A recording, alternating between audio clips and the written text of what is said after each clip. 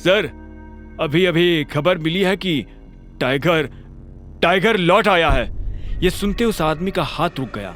उसने लड़की के गाल पर से हाथ हटाया और हाँ में सिर हिलाते हुए सिगार पीने लगा। आप कहते हैं तो। सेक्रेटरी आगे कुछ कहता, उससे पहले उस आदमी ने कहा, अभी नहीं, अभी अभी तो आया है, थोड़ा उछल कूद करने दो, पर हाँ, इस बार उसे पिंजरे में डालने की गलती नहीं करनी है। सेक्रेटरी ने हाँ में सिर हिलाया और वहां से निकल गया। Who is tiger? बगल में खड़ी उस लड़की ने पूछा। तुमने इन साहब का चेक किससे पूछकर फाड़ा? अभिनव के लिए साहब शब्द प्रणव से सुना नहीं गया। उसने कहा, सर, ये डिलीवरी वाला है, फर्जी चेक लेकर बैंक में आया था। इसे क्या लगा यहाँ हम लॉटरी खोलने बैठे हैं? मैंने इसके चेक की इंफॉर्मेशन कंप्यूटर में चेक की थी, कोई रिलेवेंट डाटा था ही नहीं। सच बोल रहा है? मैनेजर ने पूछा। यह सुन प्रणव को धक्का लगा। अभिनव मन ही मन मुस्कुरा रहा था। प्रणव ने हिचकिचाते हुए कहा, आपसे झूठ क्यों कहने लगा? तुझे पता है ये डिलीवरी बॉय किसका चेक लेकर आया है? अकरम सर का। क्या? हाँ, तूने इसके साथ जो किया वो ठीक है, लेकिन अकरम सर को अगर पता चला कि तूने उनके चेक का ये हाल किया है तो वो तेरे साथ क्या करेंगे जानता है ना? मैनेजर ने कहा। अकरम का नाम सुनते ही प्रणव की हालत खराब हो गई थी। इतने में मैनेजर ने कहा, एक काम कर, वो रही टेप और ये रहा चेक, इसका एक एक टुकड़ा जोड़। क्या सर, तुझे नौकरी से निकाल रहा हूं? नहीं सर, मैंने क्या किया? शाबाश, ये तुझे सुनाई दे गया, और इससे पहले जो कहा वो है? आखिरकार प्रणव ने चेक को बड़ी मेहनत से जोड़ा और मैनेजर को दे दिया। मैनेजर ने उसे देखा और प्रणव को बाहर जाने का इशारा कर दिया। जैसे ही प्रणव बाहर गया तो मैनेजर ने अंदर से कमरे का दरवाजा लॉक किया और अभिनव के पास आते हुए बोला, टाइगर, तुम इतने सालों से कहाँ थे? पहले ये बताओ कि तुम मेरे पापा से कैसे जुड़े हुए हो? मैं उनकी टीम का हिस्सा हूं, मैनेजर ने जवाब दिया। इतने में बलराज ने कहा, टाइगर वापस तो आ गया है, लेकिन मोंटी के वापस आने तक किसी को भनक भी नहीं लगनी चाहिए, वरना गेम हो जाएगा। हाँ, बलराज सही कह रहा है टाइगर, हम शेरों के बीच एक भेड़िया घुस आया है।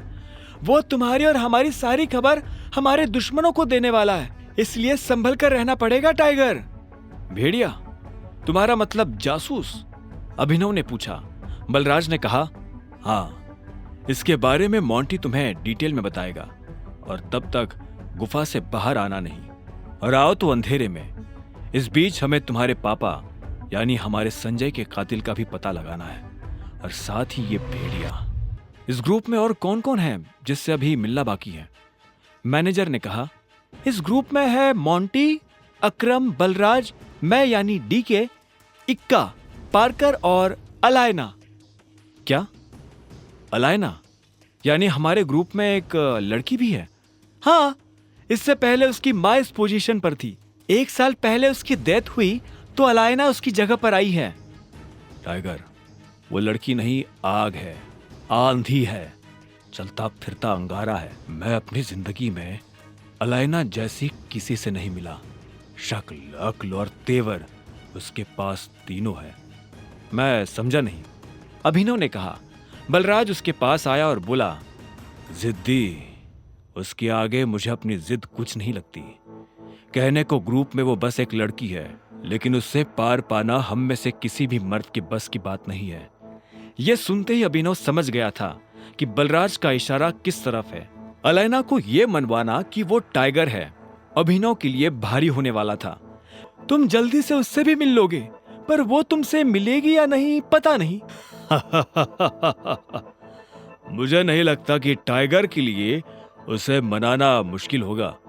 मैंने जैसा सोचा था यह आदमी वैसा है नहीं।